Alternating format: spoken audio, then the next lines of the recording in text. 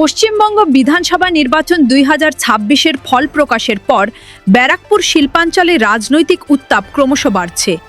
অভিযোগ, একাধিক এলাকায় তৃণমূল কংগ্রেসের স্থানীয় নেতা ও কর্মীরা রাতারাতি নিজেদের দলীয় কার্যালয় গেরুয়া রঙে রাঙিয়ে বিজেপি সমর্থক হিসেবে পরিচয় দেওয়ার চেষ্টা করছেন।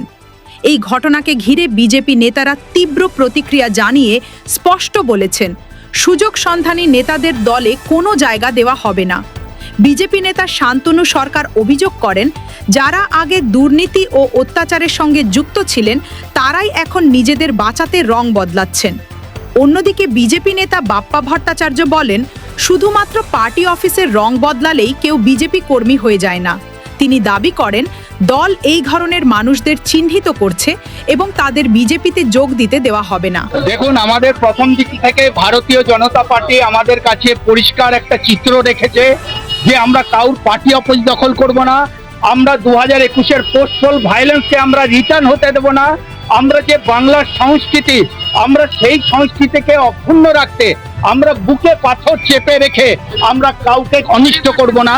আপনারা জেনে থাকবেন, হয়তো গতকালও যারা বিজেপির পতাকার নাম করে, বিজেপির নাম করে অনেক মানুষের বাড়ি ভাঙচুর করেছে।